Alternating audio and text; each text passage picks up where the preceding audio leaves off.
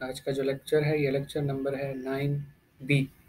Lecture 9A में हमने ये डिस्कस किया था कि हम इलेक्ट्रिकल सर्किट में KCL और KVL, सॉरी KVL तो नहीं, KCL और ओहम्स लॉ को हम किस तरीके से अप्लाई करते हैं।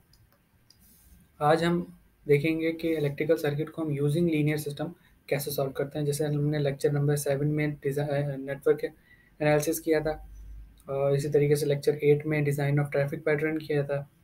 अभी हम करेंगे electrical circuit using linear system, और फिर आगे करेंगे केमिकल इक्वेशन बैलेंस करना सीखेंगे यूजिंग लीनियर सिस्टम। तो आज इलेक्ट्रिकल सर्किट करेंगे। मैंने एक ऐसा सर्किट चूज़ किया है जो अगर आप सीख लेते हैं तो इंशाल्लाह आपके पास किसी भी तरीके का सर्किट आए वो आप इंशाल्लाह इजीली सॉल्व कर लेंगे।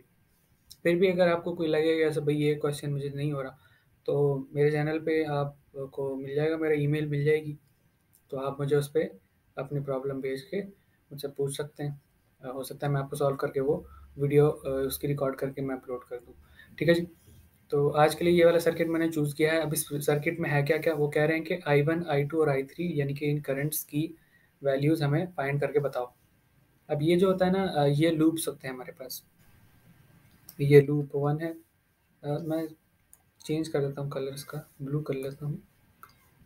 ठीक है, अब ठीक। तो ये हमारे पास ना लूप 1 आता है।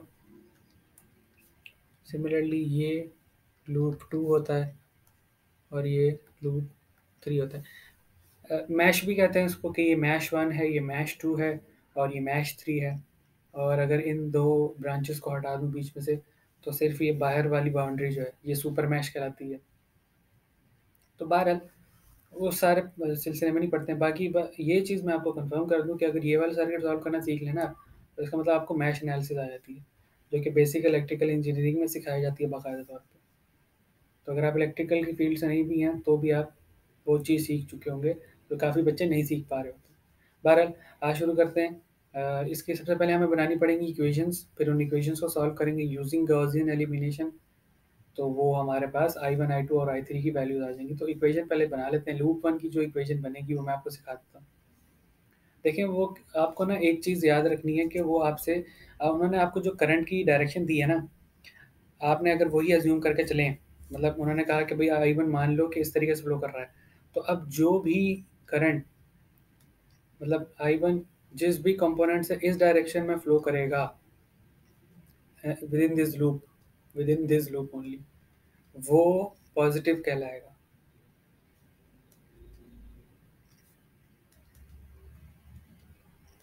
अब देखें कैसे। देखें, I1 फ्लो कर रहा है 10 ओम में से, 20 ओम में से, 30 ओम में से। इन तीनों रेजिस्टर में I1 फ्लो कर रहा है उसी डायरेक्शन में जो उन्होंने हमें कही थी। हमने यही मान के चला, हमने उसी डायरेक्शन में करंट को मूव करवाया। तो मैं ये कहूँगा 30, 20 एंड 10 ऐड करें तो कितना बनता है, ये बनता है 60। तो मैं कहूँगा कि I1 जो है वो 60 I1 ये मेरे पास बन जाएगा। ये बेसिकली ये जो है ना, ये ओहम्स लॉ अगर किसी को याद हो तो ये देखें, रेजिस्टर और करंट ये प्रोडक्ट है, तो वोल्टेज अक्रॉस लोड होता है ये। अच्छा जी, आगे चलते हैं। तो मैं यहाँ पे लिख रहा हूँ यूजिंग केवीएल। केवीएल में क्या होता है, केसीएल जिस तरीके से होता है, current flowing in is equals to current flowing out. Current वैसी तरीके से voltage in is equals to voltage out. अब वोल्टेज आउट वाली चीज़ें ये वोल्टेज इन वाली चीज़ें होंगी। ठीक है, तो 60 I1। अब देखें 20 ओम का जो रेजिस्टर है ना, इसमें I2 जो है वो भी इस डायरेक्शन में फ्लो कर रहा है, लूप 2 में जो है। देखें, I2 और I1 की डायरेक्शन इस पर्टिकुलर रेजिस्टर में सेम है, विच इज़ डाउनवर्ड। तो 20 ओम का जो रेजिस्टर है ना, वो I1 के लिए भी पॉजिटिव रहेगा, I2 के लिए भी पॉजिटिव रहेगा। क्या मतलब कि मैं यहाँ पे ये भी लिखूंगा कि ये 20I2 है। I3 की कोई इन्वॉल्वमेंट यहाँ पे है नहीं, तो वो मैं लिखूंगा नहीं, क्योंकि I3 डायरेक्ट तीसरा लूप में दिख रहा है आपको।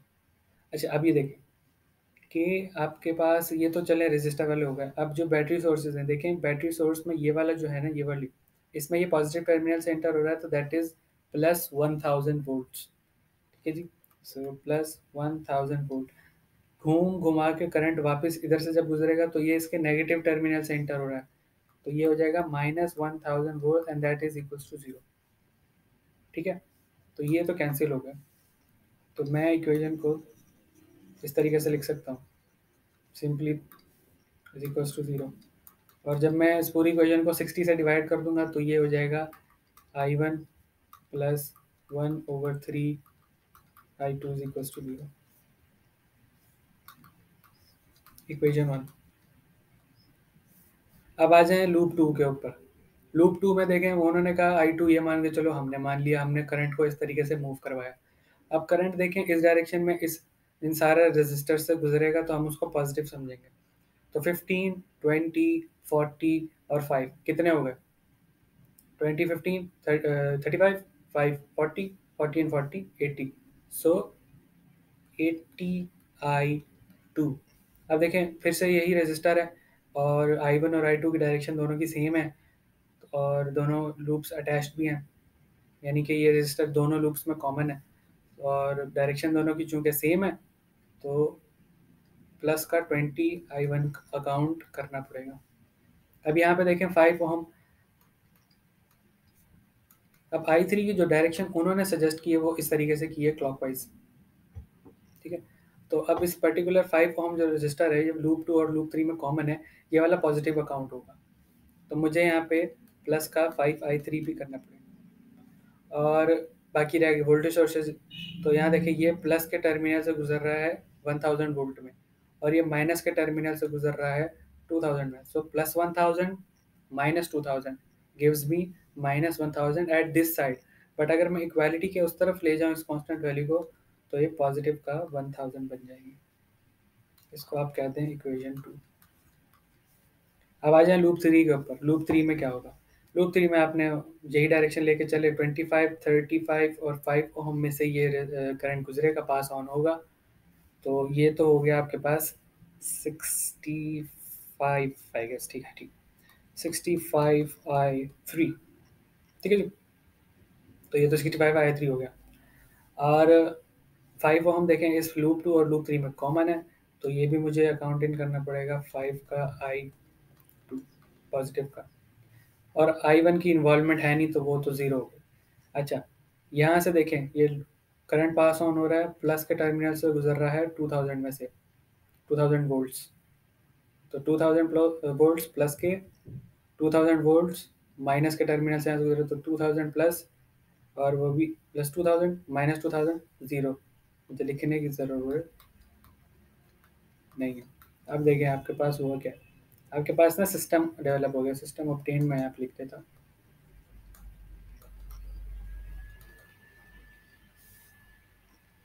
यहाँ सिस्टम ऑब्टेन को छोड़ें, डायरेक्ट ऑगमेंटेड मैट्रिक्स बना रहा हूँ।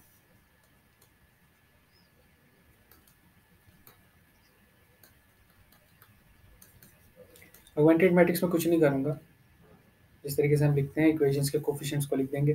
फर्स्ट इक्वेशन ये थी हमारे पास।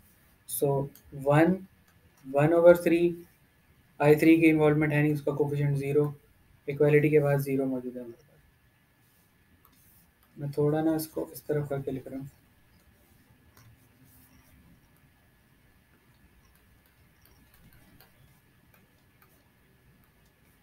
ठीक है जी, दूसरी इक्वेशन क्या है? 20, 80, 5000। तीसरी इक्वेशन क्या है? 0 I1 की कोई है नहीं इन्वॉल्वमेंट, 5, 65 एंड 0। That's it. एक ऑगमेंटेड मैट्रिक्स बन गया सिस्टम का।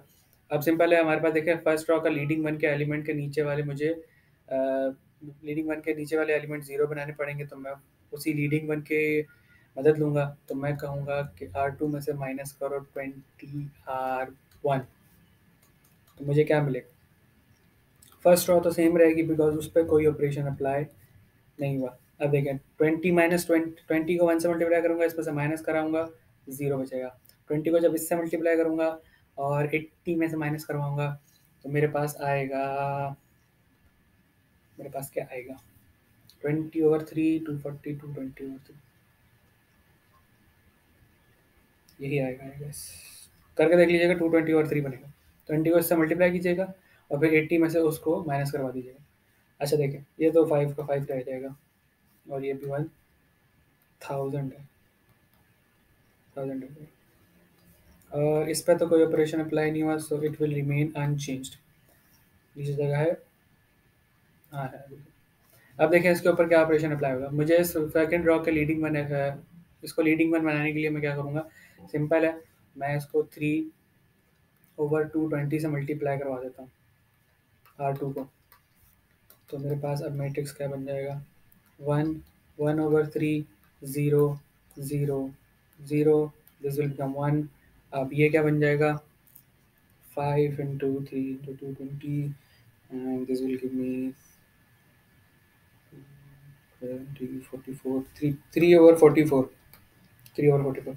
और जब इसको करूँगा तो इससे मुझे मिलेगा 3000/220, यानी कि 150/11। ठीक है, ये करके देख लीजिएगा, मैं बता रहा हूँ आपको क्या करेंगे। 1000 को इससे मल्टीप्लाई करके लिखेंगे यहाँ पे। ये तो अनचेंज रहेगा क्योंकि इसके ऊपर कोई ऑपरेशन अप्लाई नहीं है। अब बहुत सिंपल है, मुझे इस सेकंड रॉ के लीडिंग वन के नीचे वाले को एलिमेंट को 0 बनाना है। तो सिंपल है, इसी की मदद लूँगा, R3 - 5 R2 करूँगा। यहीं पे कर देते हैं। देखिए 1/3, 0, 0, 0, 1, 3/44, 150/11। अब देखें, 5 × 0, 0, 0 - 0, 0, 5 × 1, 5, 5 - 5, 0, 5 इंटू दिस, और फिर 65 में से उसको माइनस करवाएंगे। तो ये तकरीबन मेरे पास आएगा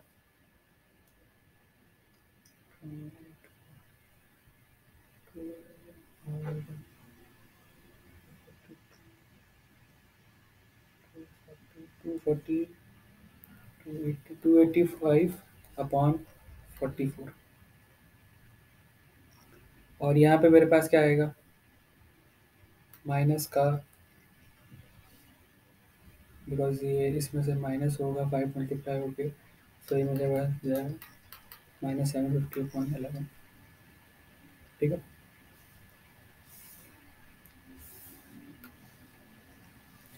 अब बस एक आखिरी चीज़ करनी है, मैं इसको 1 बना लेता हूँ। 1 बनाने के लिए मैं क्या करूँगा कि मैं 44/2845 को मल्टीप्लाई कराऊंगा R3 से। सही से लिख देता हूँ ताकि आपको विजिबल तो हो कि मैंने किया क्या है। 44/2845 को R3 से मल्टीप्लाई कराऊंगा, तो उसके बाद होगा क्या, उसके बाद होगा ये 1/3, 0, 0, 0, 1, 3/44, 150/11, 0, 0, and this will become 1। और ये आपके पास बनेगा -600/569। अब ये क्या है आपके पास, इकोलॉन फॉर्म। इकोलॉन फॉर्म में हमने इसको कर लिया है। अब यहाँ से तो पता चल रहा है ना, इस थर्ड रॉ से पता चल रहा है कि I3 आपके पास आएगा माइनस में, -600/569। और यहाँ से पता चल रहा है कि I2 आपके पास आएगा 150/11 -3/44 into I3, which is -600/569। और I1 आपके पास आएगा -1/3 I2। ठीक है जी। तो आंसर्स, अच्छा जी, तो सॉरी गेट पे कोई आ गया था। पर I2 हमने बताया कि I2 is equals to this होगा, I3 हमने थर्ड रॉ से निकाल लिया डायरेक्टली। है पॉइंट में अगर मैं इसको लिखूँगा तो पॉइंट में ये बनेगा माइनस का 1.05, एम्पेयर्स ऑब्वियसली। और I2 को जब मैं यही चीज़ यहाँ पे रख के सॉल्व करूँगा तो मेरे पास यहाँ से I2 आएगा, I2 मेरे पास यहाँ से आएगा, सॉल्व करेंगे अगर कैलकुलेटर से तो ये आ रहा है 13.7 एम्पेयर। और जब मैं इसी 13.7 को यहाँ रखूँगा तो वो मेरे पास वैल्यू आ रही है -4.56 एम्पेयर। अभी आपके पास जो रिजल्ट आए हैं ये आपको क्या बता रहे हैं? ध्यान से देखिए, I3 आपके पास आई है नेगेटिव, I1 आया आपके पास नेगेटिव। इसका मतलब ये है कि जो I1 की डायरेक्शन है आपने शुरू में एज्यूम की है विच इज़ क्लॉकवाइज। इसको क्लॉकवाइज कहेंगे ना, क्योंकि एक घड़ी की तरह मूव कर रही हैं इसकी सुइयाँ। जैसे सुइयाँ मूव करती हैं बिल्कुल उस डायरेक्शन में ये एरो दिखा रहा है। तो ये दोनों डायरेक्शन गलत हैं। इसकी एक्चुअल डायरेक्शन क्या होगी कि I1 फ्लो करेगा इस तरीके से, and same goes with the I3 भी ऐसे फ्लो करेगा। ठीक है, मैं एंड में रिजल्ट में लिख देता हूँ। रिजल्ट में आप लिखेंगे I1 की वैल्यू, I2 की वैल्यू, I3 की वैल्यू, और आप लिखेंगे कि assumed direction of I1 and I3 were wrong. ठीक है जी, तो ये आज का लेक्चर था। उम्मीद करता हूँ आपको इलेक्ट्रिकल सर्किट सॉल्व, मैं आपको एक बार तो रिकॉल कर दूँ मैंने किया क्या था। लूप 1 की इक्वेशन मैंने कैसे फाइंड की थी मैं आपको बता देता हूँ। देखें, I1 की उन्होंने बोला ये डायरेक्शन एज्यूम करके चलो, हमने एज्यूम की, हमने इस तरीके से करंट को मूव करवाया। अब ये करंट कहाँ से मूव कर रहा था? इस लूप के अंदर, इस पर्टिकुलर लूप के अंदर 10 से 20 से 30 से। मैंने तीनों को ऐड, ये शॉर्ट ट्रिक होती है बेसिकली। तो 10, 20 और 30 मैंने जमा किए और इनमें से I1 गुजर रहा था, मैंने लिख दिया। I1 और I2 की डायरेक्शन चूंकि सेम थी और ये 20 इस दोनों लूप्स के बीच में कॉमन था, मैंने लिख दिया 20 I2। और +1000 से यहाँ से एंटर हो रहा है, -1000 से यहाँ से एंटर हो रहा है, तो वो कैंसिल आउट हो गए थे। तो मेरे पास पहली इक्वेशन ये बनी थी जिसको मैंने 60 से डिवाइड करा के ये बना लिया। फिर लूप 2 था, उसमें भी बिल्कुल इस तरीके से ये डायरेक्शन मान के चले, यहाँ से करंट को गुजारा, ये 15 से 20 से 5 से और 40 से गुजरा, जो कि सम बनता है 80 I2। 20 यहाँ पे कॉमन था और दोनों की डायरेक्शन सेम थी, तो 20 I1 मुझे करना पड़ा। सिमिलरली ये 5 था, इसमें लूप 2 और लूप 3 में I2 और I3 गुजर रहे थे, दोनों की डायरेक्शन सेम थी, मुझे 5 I3 करना पड़ा। ये +1000 यहाँ से गुजर रहा है, -2000 यहाँ से। +1000 -2000 विल गिव मी -1000। इक्वालिटी के उस तरफ ले जाऊँगा तो वो प्लस का 1000। ये इक्वेशन 2। और इक्वेशन 3 क्या थी? देखें, ये डायरेक्शन मानी 5, 25, 35, तो कितने हो गए? 65। 65 I3 लिख दिया। अब 5 इन दोनों में कॉमन था, डायरेक्शन सेम थी करंट की, तो +5 I2 करना पड़ा। और देखें, यहाँ से 2000 में प्लस में एंटर हो रहा है, यहाँ से माइनस में, तो वो 0 बन गए थे। तो ये इक्वेशन थी, ये 3 इक्वेशन आपने डेवलप की थी। हमने सीखा है कि हमने गॉसियन एलिमिनेशन से कैसे किसी उस इक्वेशन और सिस्टम को हमने सॉल्व करना होता है, वो हमने यहाँ पे पूरा सॉल्व किया। यहाँ पे ये इकोलॉन फॉर्म तक हम यहाँ पे पहुँचे, यहाँ से I3 आ गया, I3 को यहाँ रखा, I2 आ गया, I2 को यहाँ रखा, I1 आ गया। और I1 की वैल्यू माइनस थी, I3 की वैल्यू माइनस थी, इसका मतलब जो अज्यूम्ड डायरेक्शन थी वो गलत थी। करेक्ट डायरेक्शन होगी आपके पास इस तरीके से, एंटी क्लॉकवाइज या काउंटर क्लॉकवाइज जिसे कहते हैं। और रिजल्ट में आप लिखेंगे assume direction of I1 and I3 were wrong. Simple as that. अपना रखिएगा बहुत ज़्यादा ख्याल, मुझे दीजिएगा इजाज़त। चाहें तो आप इसका स्क्रीनशॉट ले लें, ये ले लें इक्वेशंस तक का, ले लिया। अब ले लें इसका, ले लिया। रखिएगा अपना बहुत ज़्यादा ख्याल, मुझे दीजिएगा इजाज़त। अल्लाह हाफिज़।